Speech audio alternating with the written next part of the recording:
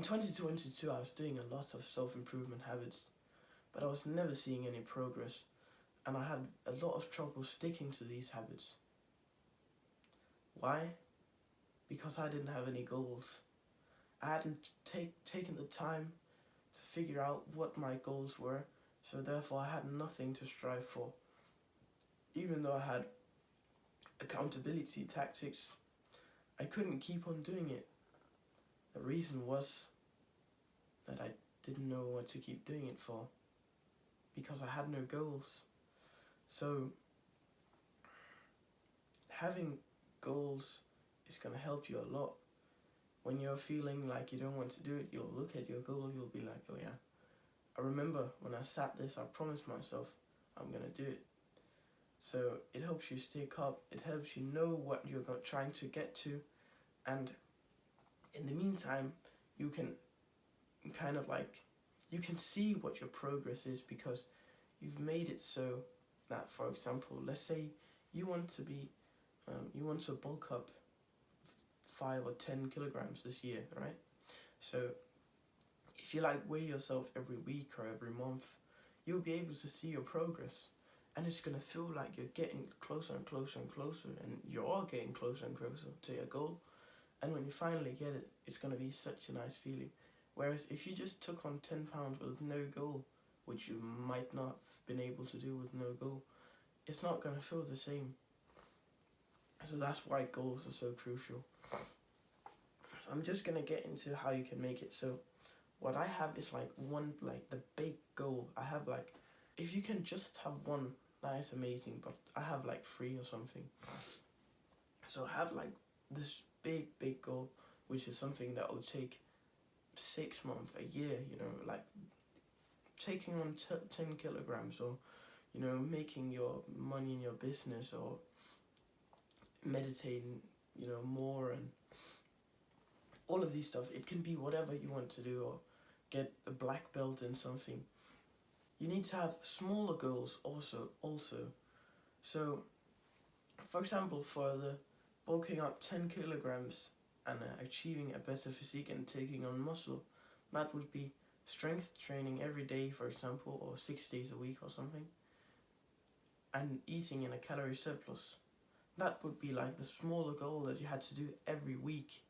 So you can put that, like you have your bigger goal, and you just write this on paper. So write out your goal, your big goal, and then next to it you write the smaller goal, and then every week that you do this and you don't fail, you'll like put a number, so you know how many weeks you've done, so you can also kind of use it as a habit tracker, and I've done this many weeks.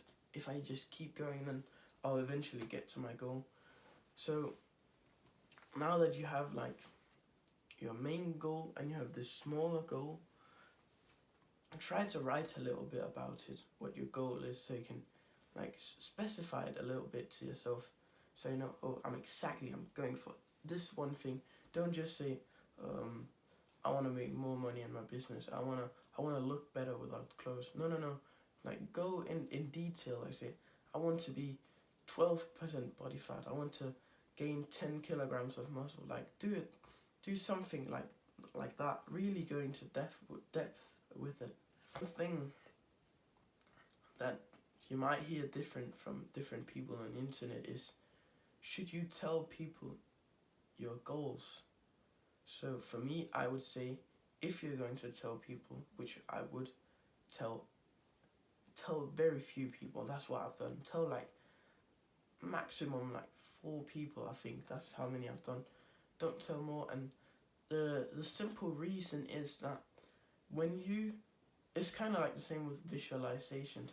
When you obsess over one goal and you tell everybody, I'm going after this goal, eventually your mind will think that you have accomplished it. If you just keep on like saying to people, oh yeah, I want to build 10 kilograms of muscle, and you say that to like 20 people,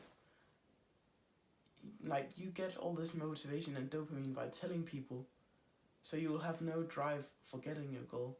So keep it to yourself, and the trick is, still tell it to your family members, because then you'll also have the feeling, oh, if I don't do this, I'm failing, so you want to do it for them, and you'll still have the motivation.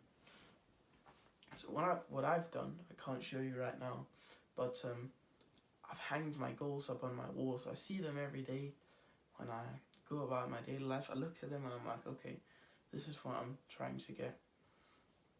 So I'd recommend you doing the same. Stick them up on your wall, and yeah.